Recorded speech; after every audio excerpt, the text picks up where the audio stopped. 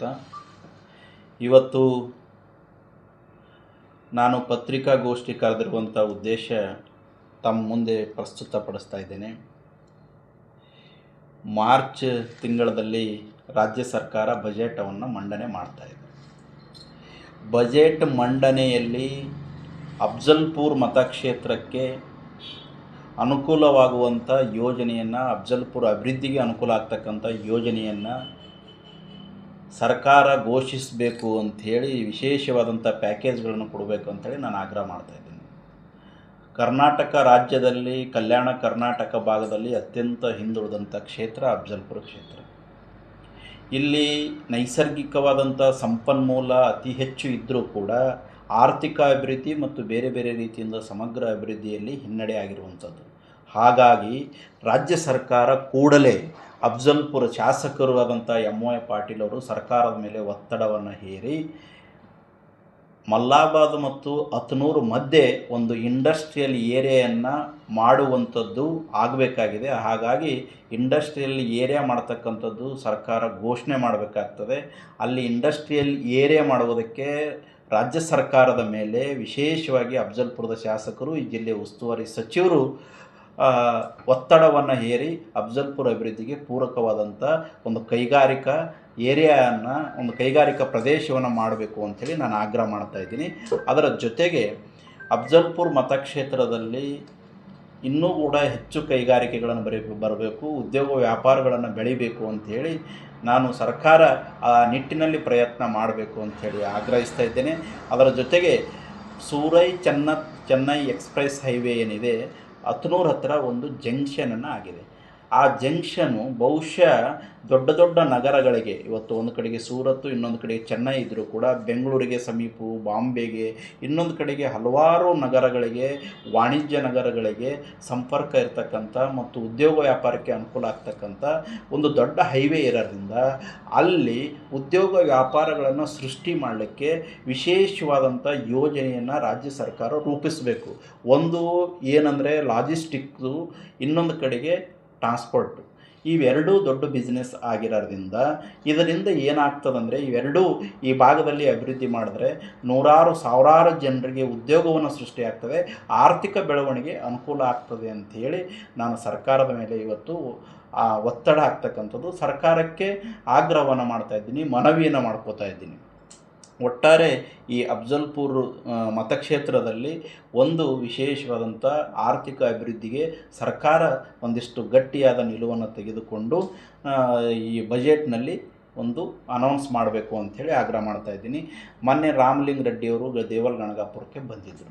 ಬಂದಂಥ ಸಂದರ್ಭದಲ್ಲಿ ಯಾರೋ ರೈತ ಒಬ್ಬ ದಾನಿಯನ್ನು ಕೊಟ್ಟಂಥ 2 ಕೋಟಿ ರೂಪಾಯಿ ಅನುದಾನದಲ್ಲಿ ಒಂದು ಅನ್ನದಾಸೋಹ ಭವನವನ್ನು ಅವರು ಅಡಿಗಲ್ಲು ಹಾಕಿ ಹೋದರು.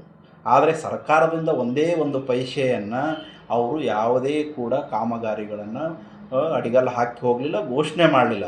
ಅವರು ಒಂದು ಕಡೆಗೆ ಮಾಧ್ಯಮದ ಮುಖಾಂತರ ಮಾತಾಡುವಂಥ ಸಂದರ್ಭದಲ್ಲಿ ಹೇಳಿದ್ರು, ಇಲ್ಲ ನಾವು ಸರ್ಕಾರಕ್ಕೆ ಇದನ್ನು ಮುಟ್ಟಿಸಿ ಬಜೆಟ್ನಲ್ಲಿ ಸಾಧ್ಯ ಆದಷ್ಟು ನಾವು ಅನುದಾನವನ್ನು ಬಿಡುಗಡೆ ಮಾಡಿಸ್ತೀವಿ ಅಂತಕ್ಕಂಥ ಮಾತನ್ನು ಹೇಳಿದ್ರು. ಹಾಗಾಗಿ ನಾನು ಇವತ್ತಿನ ನಮ್ಮ ಶಾಸಕರಾಗಿರ್ಬೋದು, ಜಿಲ್ಲಾ ಉಸ್ತುವಾರಿಗಳಾಗಿರ್ಬೋದು, ರಾಮಲಿಂಗ ರೆಡ್ಡಿ ಸಾಹೇಬರಾಗಿರ್ಬೋದು, ಸಂಬಂಧಪಟ್ಟಂಥ ಇಲಾಖೆಯವರಾಗಿರ್ಬೋದು, ಸರ್ಕಾರದ ಮೇಲೆ ಒತ್ತಡವನ್ನು ಹೇರಿ ಗಣಗಾಪುರ ಅಭಿವೃದ್ಧಿಗೆ ವಿಶೇಷವಾದಂಥ ಅನುದಾನವನ್ನು, ಪ್ಯಾಕೇಜನ್ನು ಘೋಷಣೆ ಮಾಡಬೇಕು. ಈ ಭಾಗದಲ್ಲಿ ಅತ್ಯಂತ ದೊಡ್ಡ ದೇವಸ್ಥಾನ ಮತ್ತು ಅಲ್ಲಿ ಅಭಿವೃದ್ಧಿ ಆಗೋದ್ರಿಂದ ಹಲವಾರು ರೀತಿಯಿಂದ ಈ ಭಾಗದ ಜನತೆಗೆ ಅನುಕೂಲ ಆಗ್ತದೆ, ಅದರ ಜೊತೆಗೆ ಭಕ್ತಾದಿಗಳಿಗೂ ಕೂಡ ಅನುಕೂಲ ಆಗ್ತದೆ. ಇನ್ನೊಂದು ಕಡೆಗೆ ರಾಜ್ಯ ಸರ್ಕಾರ ಈ ಭಾಗದಲ್ಲಿ ಇವತ್ತು ಅಮರ್ಜ ಭೀಮಾ ಸಂಗಮದ ಪ್ರದೇಶದಲ್ಲಿ ಒಂದು ಟೂರಿಸಂ ಹಬ್ಬನ್ನು ಮಾಡೋದ್ರಿಂದ, ಟೂರಿಸಂ ಪ್ರವಾಸೋದ್ಯಮ ಬೆಳವಣಿಗೆ ಮಾಡೋದರಿಂದ ಈ ಭಾಗದಲ್ಲಿ ಉದ್ಯೋಗ ಸೃಷ್ಟಿಯಾಗ್ತದೆ, ಆರ್ಥಿಕ ಅಭಿವೃದ್ಧಿಗೂ ಕೂಡ ಅನುಕೂಲ ಆಗ್ತದೆ. ಇನ್ನೊಂದು ಕಡೆಗೆ ವಿಶೇಷ ಏನಂದರೆ, ಈಗ ಬೇಸಿಗೆ ಕಳೀತಾ ಇದ್ದೀವಿ. ಇಂಥ ಸಂದರ್ಭದಲ್ಲಿ ಇವತ್ತು ಸಣ್ಣ ಅಣೆಕಟ್ಟಿನಲ್ಲಿ 1.5 TMC ನೀರು ಮಾತ್ರ ಇದೆ. ಇನ್ನು ಮಾರ್ಚ್ 1 ತಿಂಗಳು ಮುಗಿಯುವುದರೊಳಗಾಗಿ ಆ ನೀರಿನ ಪ್ರಮಾಣ ಬರೀ ಅರ್ಧ TMC ಬರುವಂಥ ಸಾಧ್ಯತೆ ಇದೆ. ಯಾಕೆಂದರೆ ಪಂಪ್ ಸೆಟ್ಗಳ ಮುಖಾಂತರ ರೈತರು ನೀರು ತೋತಾರೆ, ಕೆನಾಲ್ಗಳಿಗೆ ನೀರು ಬಿಡ್ತಾ ಇದ್ದಾರೆ.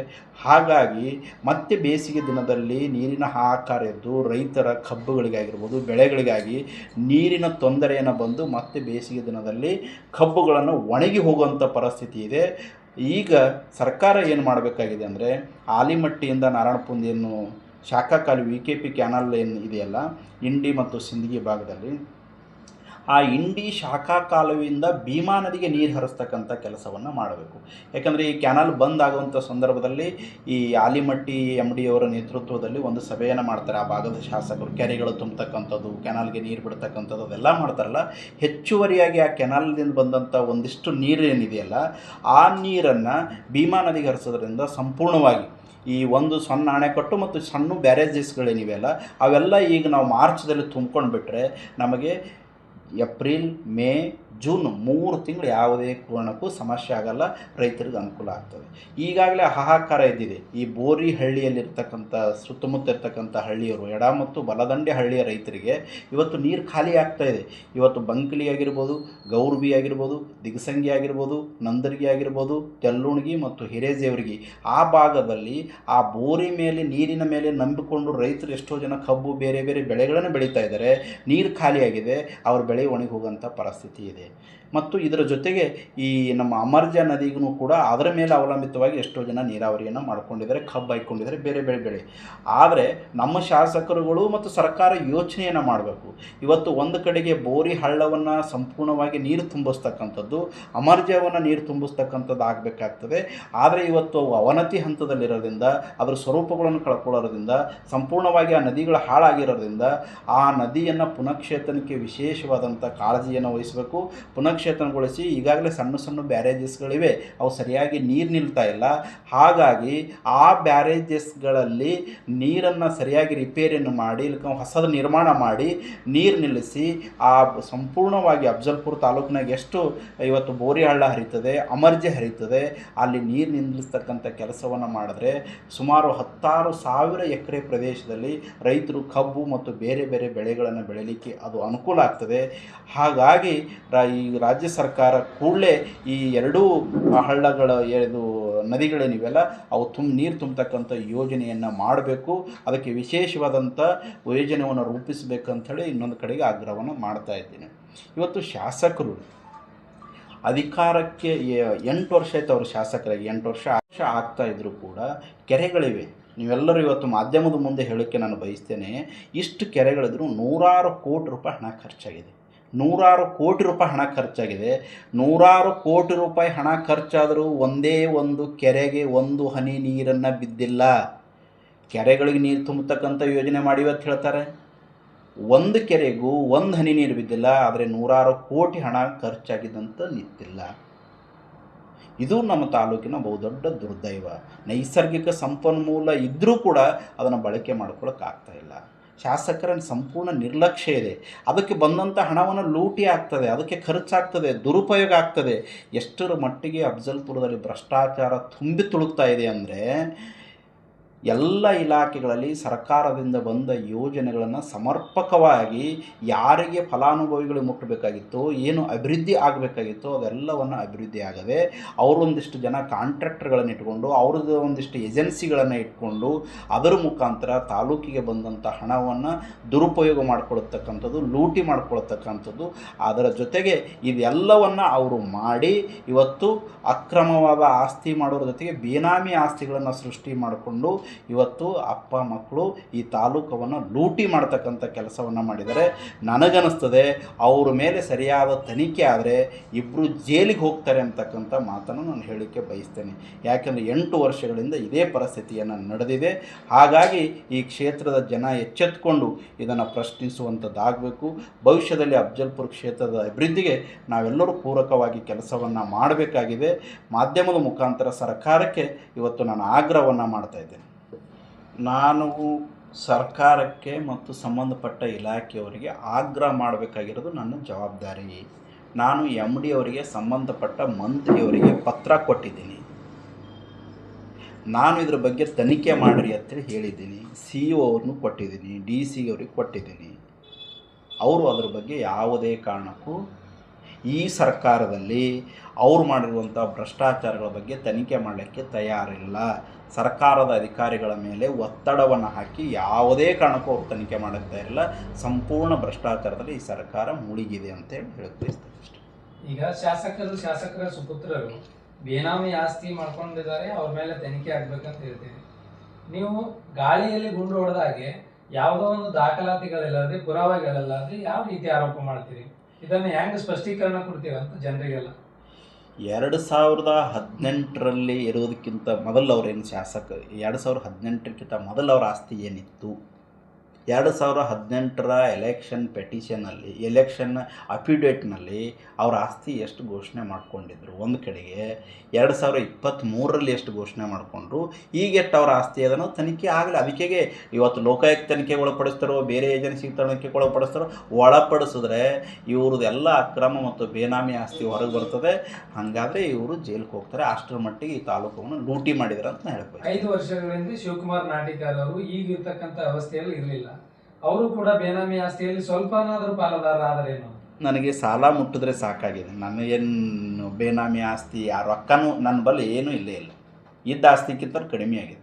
ಇಲ್ಲ, ಪುರಾವೆಗಳಿಲ್ಲದೆ, ದಾಖಲಾತಿಗಳಿಲ್ಲದೆ, ತನಿಖೆ ಅಲ್ಲಾರ್ದೆ ದಾಖಲಾತಿ ನಾನು ಕೊಡ್ಲಿಕ್ಕಾಗಲ್ಲ.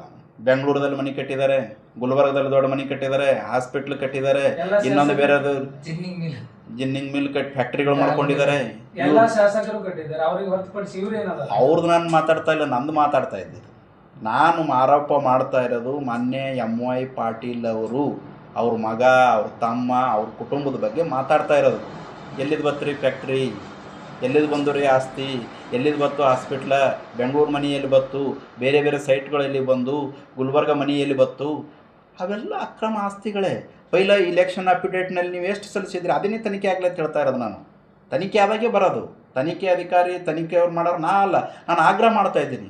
ಹೌದು, ಸಂಬಂಧಪಟ್ಟ ಲೋಕಾಯುಕ್ತಿಗೆ ಅದ್ರ ಬಗ್ಗೆ ದೂರು ಕೊಡೋಂದ್ರೆ ದೂರು ಕೊಡ್ಲಿಕ್ಕೆ ತಯಾರಿದ್ದೀನಿ. ಈಗ ತನಿಖೆ ಮಾಡಿ ಕಂಪ್ಲೇಂಟ್ ಕೊಡ್ರಿ, ಬೆಳಕಿಗೆ ಬರಲಿ, ಕೊಡ್ತೀನಿ. ಈಗ ಮುಂದಿನ ದಿನಮಾನದಾಗ ಅದನ್ನು ಕೊಡ್ತೀನಿ. ಅದು ಕೊಡೋಕಲಾಗಿನೇ ಎತ್ತಾ ಇರೋದು, ಧ್ವನಿ ಎತ್ತಾ ಇರೋದೇ ಅದನ್ನೇ.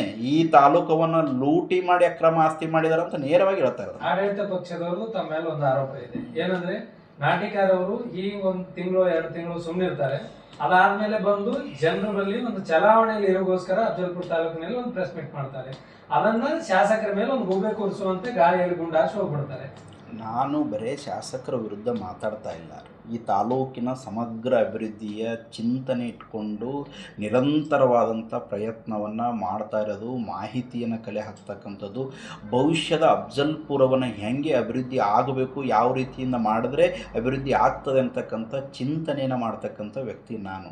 ಬರಲಿ, ಯಾರು ಕೃಷಿ ಬಗ್ಗೆ ಮಾತಾಡ್ತೀರಾ, ಕೈಗಾರಿಕೆಗಳ ಬಗ್ಗೆ ಮಾತಾಡ್ತೀರಾ, ಉದ್ಯೋಗ ವ್ಯಾಪಾರ ಆರ್ಥಿಕ ಅಭಿವೃದ್ಧಿ ಬಗ್ಗೆ ಮಾತಾಡ್ತೀರಾ, ಶೈಕ್ಷಣಿಕವಾಗಿ ಮಾತಾಡ್ತೀರಾ, ಬರೀ ನಾನು ಡಾಟಾ ಇಟ್ಕೊಂಡು ಬರ್ತೀನಿ. ಈ ಮೊದಲು BJP ಲೀಡರ್ಗಳನ್ನು, ಈಗಿರುವ ಮಾಜಿ ಶಾಸಕರನ್ನ ತಾವು ಅವ್ರ ಬಗ್ಗೆ ಆರೋಪಗಳ ಸುರಿಮಳೆನೇ ಮಾಡ್ತಿದ್ದೀರಿ ಮೊದಲು. ಈಗ ಒಂದೇ ಪಕ್ಷದಲ್ಲಿ ತಾವಿದ್ದೀರಿ. ಅವರು ಕೂಡ ಆಸ್ತಿ ಮಾಡಿದ್ದಾರೆ ಅಂತೇಳಿ ನೀವು ಸಾಮಾನ್ಯವಾಗಿ ಎಲ್ಲರನ್ನ ಇಟ್ಕೊಂಡು ಹೇಳ್ತಾ ಇಲ್ಲ. ಟಾರ್ಗೆಟೆಡ್ ಶಾಸಕರು ಇಷ್ಟೊಂದು ಆಸ್ತಿ 8 ವರ್ಷದಿಂದ ಅಧಿಕಾರದಲ್ಲಿದ್ದು ಈಗ ಲೂಟಿ ಮಾಡ್ತಾ ಇದ್ದವ್ರ ಬಗ್ಗೆ ನಾನು ಹೇಳ್ತಾ ಇರೋದು. ಹಿಂದಿನವ್ರ ಬಗ್ಗೆ ಹೇಳೋದಕ್ಕಿಂತಲೂ ಈಗ ಏನು ನಡೀತಾ ಇದೆ ಅಂತ ಹೇಳ್ಬೇಕಲ್ಲ ನಾನು. ಈಗ ಅದು ನಡೀತಾ ಇದೆ ಅಂಥೇಳಿ ಜನರ ಮುಂದೆ ಇಡಬೇಕಾದಂಥದ್ದು. ನಾನು ಅಪೋಸಿಷನ್ ಪಾರ್ಟಿಯಲ್ಲಿ ಇರ್ತಕ್ಕಂಥವನು, ಈ ತಾಲೂಕಿನ ಅಭಿವೃದ್ಧಿಗಾಗಿ ಹೋರಾಟ ಮಾಡ್ತಕ್ಕಂಥ ವ್ಯಕ್ತಿ. ಅದು ನನ್ನ ಜವಾಬ್ದಾರಿ ಇದೆ, ನಾನು ಹೇಳ್ತಾ ಇದ್ದೀನಿ. ನೂರಾರು ಕಾರ್ಯಕ್ರಮಗಳು, ಸರ್ಕಾರಿ ಯೋಜನೆಗಳು ದುರುಪಯೋಗ ಆಗಿವೆ, ಅಭಿವೃದ್ಧಿ ಆಗಿಲ್ಲ, ಭ್ರಷ್ಟಾಚಾರ ಆಗಿದೆ ಅಂತೇಳಿ ಮಾಧ್ಯಮದ ಬಂದು ಹೇಳ್ತೀರಿ. ಆದರೆ ಇಲ್ಲಿವರೆಗೂ ಯಾವುದೇ ಒಂದು ಪ್ರತಿಭಟನೆ ಮಾಡಿಲ್ಲ. ಪ್ರತಿಭಟನೆ ಮಾಡಲು ವಿರೋಧ ಪಕ್ಷಗಳೇ ಇಲ್ಲ ಅಂತೇಳಿ ಆಡಳಿತ ಪಕ್ಷದವರು ಕೇಕೆ ಹಾಕೊಂಡು ಪ್ರತಿಭಟನೆ ರಸ್ತೆ ಮೇಲೆ ನಿಂತ್ಕೊಂಡು ಧಿಕ್ಕಾರ ಹೊಡೆದ್ರೆ ಅದೊಂದೇ ಪ್ರತಿಭಟನೆ ಆಗಲ್ಲ. ಪ್ರತಿಭಟನೆ ಅನ್ನೋದು ಸ್ವರೂಪಗಳು ಬೇರೆ ಬೇರೆ ಇರ್ತವೆ. ನಾನು ಮನವಿ ಪತ್ರಗಳನ್ನು ಕೊಡೋ ಮುಖಾಂತರ, ದೂರುಗಳನ್ನು ಕೊಡೋ ಮುಖಾಂತರ ಹಲವಾರು ಅಧಿಕಾರಿಗಳನ್ನು ಭೇಟಿಯಾಗಿ ಇಲ್ಲಿ ಸಮಸ್ಯೆ ಆಗ್ತಾ ಇರೋದ್ರ ಬಗ್ಗೆ ಎಲ್ಲರಿಗೂ ಕೂಡ ಇದರ ಬಗ್ಗೆ ನಾನು ದೂರ್ತಾ ಇದ್ದೀನಿ. ನಿಮ್ಮ ಪರ ಇರುವ ಜನರು ಧೈರ್ಯವನ್ನೇ ಕುಂದ್ಕೊಳ್ತಾ ಇದ್ದಾರೆ. ಯಾಕಂದ್ರೆ ನಮ್ಮ ಪರ ಧ್ವನಿ ಎತ್ತಕ್ಕೆ ನಮ್ಮ ಪರ ಇರ್ತಕ್ಕಂಥ ನಾಯಕರೇ ಮುಂದೆ ಬರ್ತಾ ಇಲ್ಲ. ನಾವು ಆಡಳಿತ ಪಕ್ಷದ ವಿರುದ್ಧವಾಗಿ ನಾವು ಏನ್ ಕೇಳಬೇಕನ್ನುವಂತ ಒಂದು ಕನ್ಫ್ಯೂಷನ್. ನನ್ನಟ್ಟು ಗಟ್ಟಿಯಾಗಿ ಧ್ವನಿ ಎತ್ತವರು, ಪ್ರತಿರೋಧ ಒಡ್ಡವರು, ಕೇಳೋರು ಇನ್ಯಾರೂ ಇಲ್ಲ ಅಂತ ನಾನು ಭಾವಿಸ್ಕೊಂಡಿದ್ದೇನೆ. ಅದ್ರ ಬಗ್ಗೆ 2 ಮಾತು. ಇತ್ತೀಚೆಗೆ ಲ್ಯಾಂಡ್ ಆರ್ಮಿ ಬಗ್ಗೆ ಒಂದು ಆರೋಪ ಮಾಡ್ತಿದ್ರು.